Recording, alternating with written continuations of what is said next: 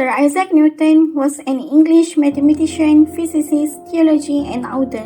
He is one of the greatest mathematicians. One of his most popular books is Philosophia Naturalis Principia Mathematica, originally published in 1687, and mentions some of his fundamentals and mechanics gravitation in his three laws of motion.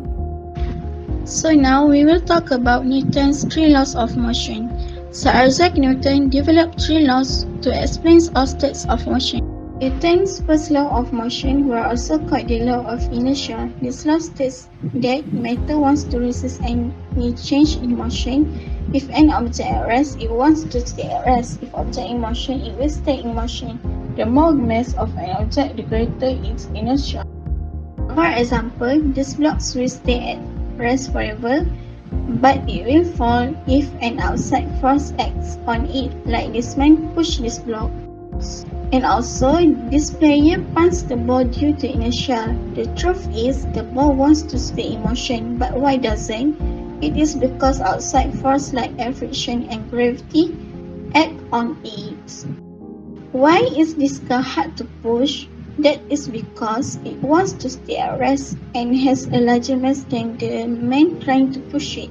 The Newton's second law states that acceleration of an object depends on the force acting on it, and force equals to mass multiplied by acceleration. So now, let me look at this golf swing. The golf club has a high rate of acceleration and it strikes the golf ball with a great force. And this hammer has a greater mass and acceleration than the piggy bank. And look what happens. And now finally Newton's third law states that for every action, there is an equal and opposite reaction. So now let me look closely at the jellyfish swimming. As the jellyfish moves, its body is backward. It is actually moves forward because the water exerts a force in the opposite direction which makes the jellyfish to move forward.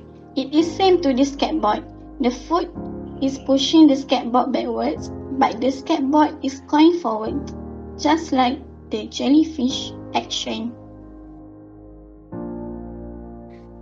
There is only one question that you need to ask yourself while studying the third law is what happens when the two objects interact with each other? What happens when you place an object, for example, ball on the table? The object exerts a force on the table and the subject exerts an upward force on the object. There are two forces that result from this interaction, a force on the table and a force on the object. The magnitude of the two forces are the same, but the directions are opposite. These forces are called as action and reaction forces. The force exerted by the object on the table was an action force, and force exerted by the table on the object is direction force. What we saw here is a display of the Newton's third law of motion. Every action has an equal opposite reaction. That's how the simple third law, which is every action has an equal opposite reaction. It means that when two objects interact, there is a force on each object. The magnitudes of the forces is equals. The direction of the first force is opposite to the direction of second force. For example, while a frog is swimming, it pushes the water back, and the water makes its body forwards. And the second example is the wings of the bird push the air downwards, and the air pushes the bird upwards. Actions and reaction force make it possible for birds to fly. So now we have seen first and second example. So now let me look at the last example of third law of motion. When gun is fired, it exerts the forward force on the bullet, and the bullet exerts an equal and opposite reaction force on the gun, and this exists in recoil of the gun. This is perfect example of Newton's third law of motion.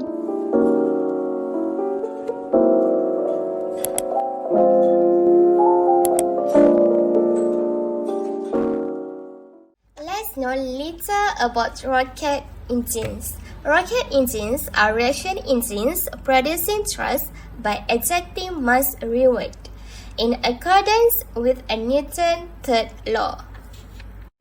There are four types of propellant rockets: solid fuel rockets, hybrid rockets, monopropellant rocket, and the one we're going to learn today. His name is Robert Harding Gardner. The rocket, known as Neil, rose just 41 feet during 2.5-second flight. This rocket has two things, which are oxidizer and fuels. When these two things combine, we call them as propellants. Now, we're looking for components in the rocket. First, turbo pump, where is functioning as a pump to propellant to the combustion chamber.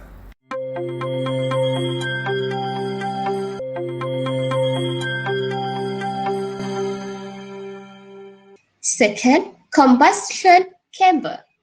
It is a space for burning of fuel and oxidizer mixture.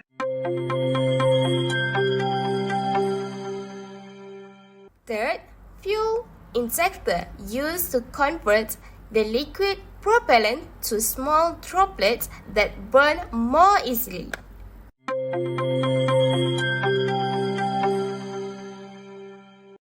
Next, the igniter works as helper of electrical signal. It generates spark and burns the propellant.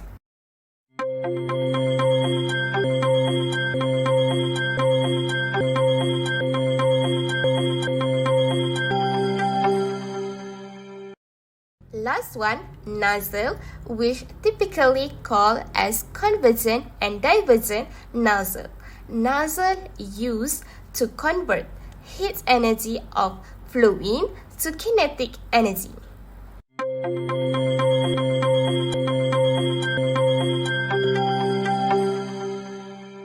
Now, we are going to learn about rocket principle. Rockets work as it puts Newton's law of motion together.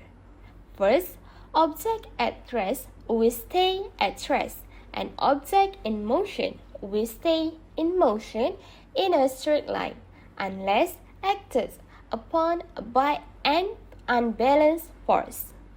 Second, force is equal to mass times acceleration. And third, for every action, there is always an opposite and equal reaction. An unbalanced force must be exerted for a rocket to lift off from a launch pad, or for a craft in space to change speed or direction. The amount of thrust produced by a rocket engine will be determined by the mass of rocket fuel that is burned and how fast the gas escapes the rocket.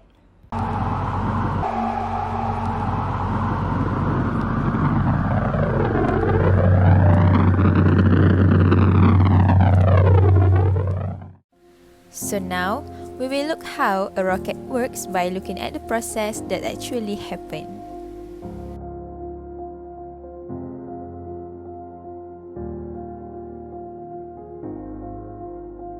To keep the rocket moving, we need to eject from a large amount of mass at high speed.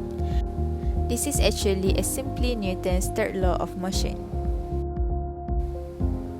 The greater the momentum of the rocket loses, the more force or thrust on the rocket. So now, we will see how the space shuttle launched based on the Newton's third law of motion.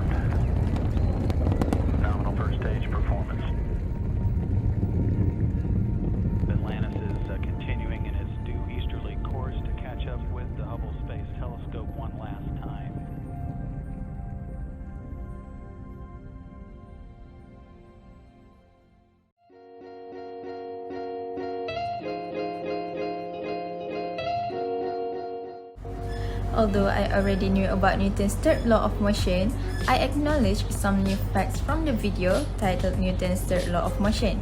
I learned that many examples of them are prevalent in everyday life. For example, when someone plays skateboard, their foot pushes the skateboard backward and it applies force on the skateboard. And the ground applies an equal and opposite reaction force that makes their skateboard move forward. I also discovered that Newton's third law of motion, also known as the law of action and reaction.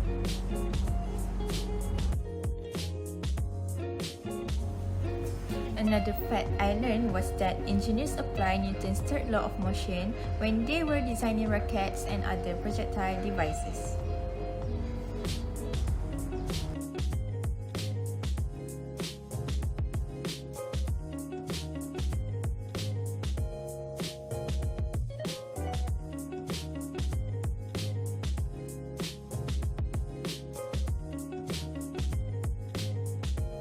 However, the most interesting thing that I found in the video is a rocket is also one of the applications of Newton's third law of motion. I am very excited and interested to watch the space shuttle launch in the ending of the descriptive about the application about Newton's third law of motion.